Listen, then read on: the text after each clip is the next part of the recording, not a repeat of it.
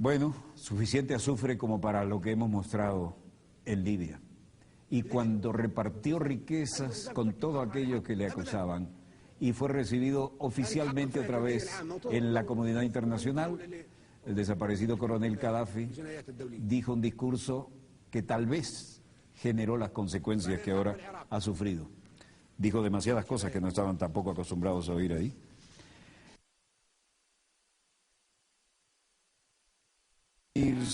Y mancomunicar y comunicar sus esfuerzos para superar los desafíos que son nuestro principal enemigo común, el cambio climático, las crisis internacionales, el deterioro económico del capitalismo, la crisis alimentaria, la crisis del agua, la desertificación, el terrorismo, la inmigración, la piratería, las epidemias naturales y las epidemias causadas por el hombre, la proliferación nuclear. Tal vez la gripe H1N1 fue un virus creado en un laboratorio que quedó fuera de control y que originalmente se había concebido como un arma militar.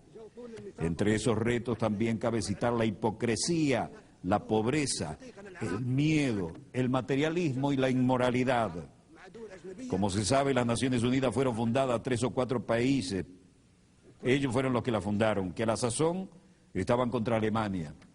Las Naciones Unidas fueron creadas por naciones que se unieron contra Alemania en la Segunda Guerra Mundial. Constituyeron un órgano denominado Consejo de Seguridad, que convirtió a esos países en miembros permanentes y le otorgó el derecho de veto. Nosotros no estábamos presentes en ese momento.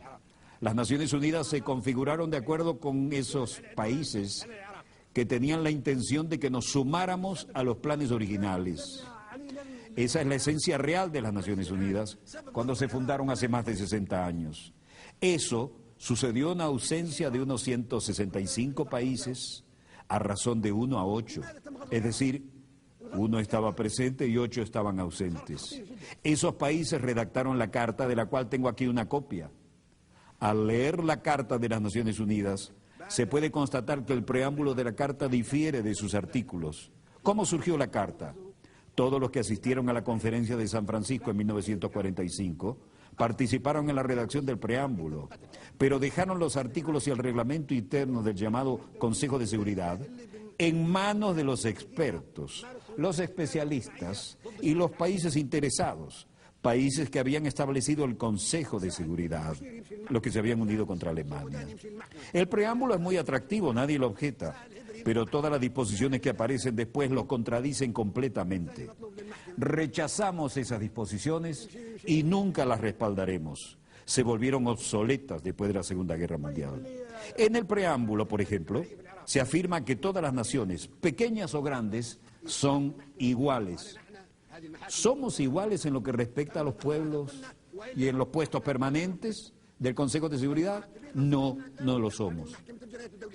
En el preámbulo se afirma por escrito que todas las naciones son iguales, sean pequeñas o grandes. ¿Tenemos nosotros derecho de veto? ¿Somos iguales? No. En el preámbulo se dice que tenemos igualdad de derechos, ya sean en nuestros países grandes o pequeños. Eso es lo que se declara y lo que acordamos en el preámbulo. Por tanto, el veto en el Consejo de Seguridad contradice la Carta. No aceptamos ni reconocemos el veto. En el preámbulo de esta Carta se afirma que no se deberá recurrir a la Fuerza Armada, salvo en interés común. Ese es el preámbulo que acordamos y firmamos, y nos sumamos a las Naciones Unidas porque queríamos que esta Carta reflejara eso. Se indica que solo se recurrirá a la Fuerza Armada en interés común de todas las naciones. ¿Pero qué ha sucedido desde entonces?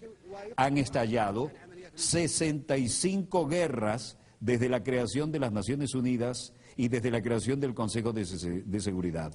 65 guerras desde su creación, con millones y millones de víctimas, más que en la Segunda Guerra Mundial.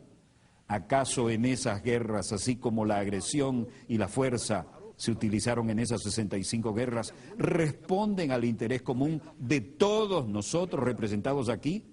No. Esas guerras se llevaron a cabo en aras de los intereses de 1, 3 o 4 países, pero nunca de todas las naciones. Hablaremos acerca de si esas guerras respondían al interés de un solo país o de todas las naciones. Esto contradice de manera flagrante la Carta de las Naciones Unidas que firmamos. y a menos que actuemos de conformidad con esta Carta de las Naciones Unidas que acordamos, lo rechazaremos y no temeremos hablar con nadie en términos que no sean diplomáticos. Ahora hablamos del futuro de las Naciones Unidas. No debe haber hipocresía ni diplomacia, porque se trata de la cuestión importante y vital del futuro del mundo, del planeta. La hipocresía dio lugar a estas 65 guerras que han estallado desde la creación de las Naciones Unidas. Si un país, Libia, por ejemplo, agrediera a Francia, entonces la organización entera respondería porque Francia es un Estado miembro soberano de las Naciones Unidas y todos compartimos la responsabilidad colectiva de proteger la soberanía de todas las naciones. Sin embargo, se han emprendido 65 guerras de agresión sin que las Naciones Unidas hayan hecho algo por impedirlas. Otras 8 grandes guerras violentas cuyas víctimas suman unos 2 millones de personas han sido emprendidas por Estados miembros que disfrutan de los poderes de veto en el Consejo de Seguridad. Esos países que pretenden que creamos que tratan de mantener la soberanía e independencia de los pueblos, utilizan en realidad la agresión contra los pueblos. Ingresamos a las Naciones Unidas porque pensamos que éramos iguales, solo para comprobar que un país puede objetar todas las decisiones que adoptemos todos en la Asamblea General. ¿Quién le dio a los Estados miembros permanentes del Consejo de Seguridad esa condición? 4 de ellos se concedieron esa condición ellos mismos. El único país que nosotros en esta Asamblea elegimos con la condición de Estado miembro permanente en el Consejo de Seguridad es China. Ello se hizo democráticamente, pero los demás puestos nos los impusieron de manera no democrática a través de un procedimiento dictatorial llevado a cabo en contra de nuestra voluntad y no debemos aceptarlo. La reforma del Consejo de Seguridad que necesitamos no es la de un aumento del número de miembros, lo que solo empeoraría las cosas para utilizar la expresión común.